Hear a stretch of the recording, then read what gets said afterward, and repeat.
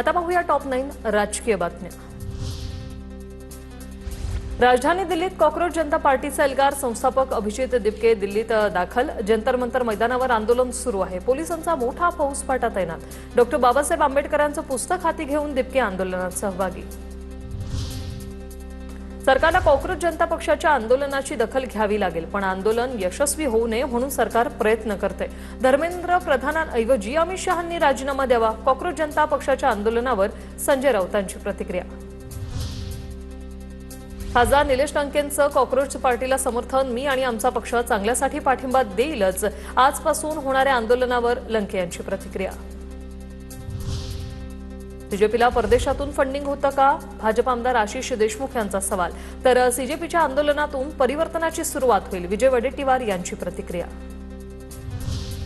नाशिकमध्ये गोकुळ गीतेंच्या बंडखोरीमुळे महायुतीमध्ये पेच। महाजनांसोबत बैठक न घेता सामंत मुंबईकडे निघाले, तर बंडखोरीच्या विषयावर लवकरच पडदा पडेल। जळगाव नाशिकमध्ये लवकर मार्ग निघेल, गिरीश महाजनांकडून विश्वास व्यक्त। नाशिकच्या जागेसंदर्भात सकारात्मक चर्चा सुरू। चर्चेअंती नाशिक आणि जळगावात पाठिंबा मिळेल। महायुतीचे सर्व 17 उमेदवार विजयी होणार। उपमुख्यमंत्री शिंदेंकडून विश्वास व्यक्त। विधान परिषद निवडणुकीत आम्ही उभे केलेले उमेदवार विकले गेले। विधान परिषदेचं राजकारणावरून वडेट्टीवार यांची जीभ घसरली। विधान परिषद निवडणुकीवरून त्यांनी हल्लाबोल केलाय। जळगावात शिवसेनेच्या नाराजीमागे काहीतरी पार्श्वभूमी असेल। एनसीपीच्या अनिल पाटलांची जळगाव नाशिकच्या बंडखोरीवर प्रतिक्रिया। कार्यकर्त्यांमधील नाराजीमुळे जळगाव नाशिकमध्ये बंडखोरी, अनिल पाटील यांचं वक्तव्य। बाळ माने यांचं स्टेटस दुसऱ्या दिवशीही चर्चेत। काळ खूप मोठा शिक्षक बाळ मानेंचं स्टेटस पुन्हा एकदा चर्चेत। बाळ माने यांच्या स्टेटसचा रोख नेमका कोणाकडे याची चर्चा। आता पाहूया आताच्या घडीच्या टॉप 9 मोठ्या बातम्या। किल्ले रायगडावर 353व्या शिवराज्याभिषेक सोहळ्याचा उत्साह। लाखो शिवभक्त रायगडावर दाखल। ढोल ताशांचा गजर आणि छत्रपती शिवाजी महाराजांचा रायगडावर जयघोष। शिवभक्तांच्या सुरक्षेसाठी गडावर पोलिसांचा कडेकोट बंदोबस्त। आज शिवरायांचा 353वा शिवराज्याभिषेक सोहळा। शिवराज्याभिषेकानिमित्तानं मुख्यमंत्र्यांकडून छत्रपती शिवरायांना अभिवादन। कोल्हापुरातील नवीन राजवाड्यात 353व्या शिवराज्याभिषेक सोहळ्याचा उत्साह। शाहू छत्रपती यांच्यासह छत्रपती घराण्यातील सर्व सदस्यांच्या उपस्थितीत सोहळा। शिवराज्याभिषेक सोहळ्याला पोलीस बँडची मानवंदना। नागपुरात छत्रपती शिवाजी महाराज यांचा 353वा शिवराज्याभिषेक सोहळा। महाल येथील छत्रपती शिवाजी महाराज चौकात आयोजन, तर शिवप्रेमींच्या उपस्थितीत मोठ्या उत्साहात शिवराज्याभिषेक सोहळा। फडणवीस सरकारचा मराठा समाजासाठी मोठा निर्णय। ओबीसी समाजाप्रमाणे मराठा समाजासाठी तब्बल 8 योजना सुरू करण्याचा निर्णय। शालांत परीक्षोत्तर शिष्यवृत्ती योजनेसह इतर योजना लागू होणार। मराठा समाजासाठी घेतलेल्या निर्णयांबाबत मुख्यमंत्री फडणवीसांचे आभार। मराठा समाज तुम्हाला कधीही विसरणार नाही। शासन निर्णयावरून मनोज जरांगेंची प्रतिक्रिया। ओबीसीना डावलून मराठा समाजाला नव्या सवलती देण्याचा आक्षेप। मराठा समाजाच्या सवलती ओबीसी समाजाला द्या, बबनराव तायवाडेंची मागणी। मराठा समाजाच्या मागण्यांना रेड कार्पेट, ओबीसी समाजाला सापत्न वागणूक। लक्ष्मण हाकेंची ही टीका।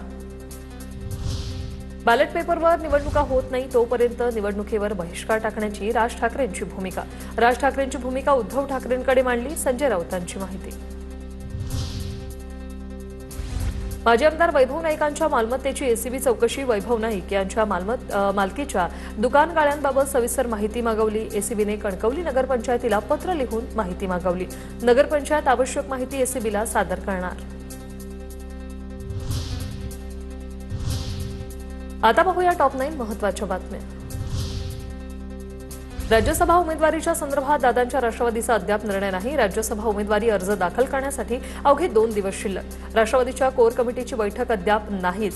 राज्यसभेची जागा राष्ट्रवादी लढणार की जागा भाजपकडे जाणार याची चर्चा। मंत्री गिरीश महाजन दिल्लीत दाखल। दिल्ली दौऱ्यात नेत्यांच्या भेटीगाठी होण्याची शक्यता। महाजन आज अमृतसरमध्ये काही कार्यक्रमांना हजेरी लावणार। पुण्यात विद्या प्रतिष्ठानच्या वतीने टेक्नॉलॉजी ऑन व्हील्स कार्यक्रमाचं उद्घाटन। कार्यक्रमाला सुनेत्र पवार, शरद पवार, सुप्रिया सुळे, युगेंद्र पवार उपस्थित। विधान परिषदेच्या बिनविरोध निवडणुकीनंतर पहिल्यांदाच पवार कुटुंबीय एकत्र। कोकण विधान परिषदेच्या जागेवर बिनविरोध निवड झाल्यानंतर तटकरे कुटुंबियांकडून मुख्यमंत्र्यांची भेट. फडणवीसांकडून अनिकेत तटकरे यांना विजयाच्या शुभेच्छा. आरएसएस ही संस्था नोंदणीकृत नसल्याचा दावा करत कार्यपद्धतीची चौकशी करण्याची धर्मादाय सहआयुक्तांकडे मागणी. तक्रारीची दखल घेत धर्मादाय सहआयुक्त कार्यालयात सुनावणी. अण्णामलांच्या राजीनाम्यानंतर तामिळनाडूत भाजपत राजीनामे. उपाध्यक्ष सचिवांसह 15 जणांचा पक्षाला रामराम. पक्षाच्या किमान 14 इतर अधिकाऱ्यांनीही आपले राजीनामे सादर केलेत.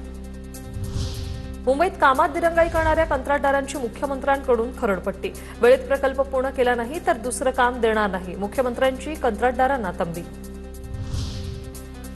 राज्यातील 6 साखर कारखान्यांवर साखर आयुक्तांची जप्तीची कारवाई. एफआरपी थकीत प्रकरणात कारखान्यांवर ही कारवाई. 6 साखर कारखान्यांनी एफआरपीचे 102 कोटी 33 लाख रुपये थकवल्याची माहिती. केस कटिंग, दाढी करणं आता महागलं. सलोन व्यवसायालाही महागाईचा फटका. सलोन सेवेत 20% दरवाढीचा महाराष्ट्र नाभिक महामंडळाचा निर्णय. आजपासून राज्यभरात नवी दरवाढ लागू.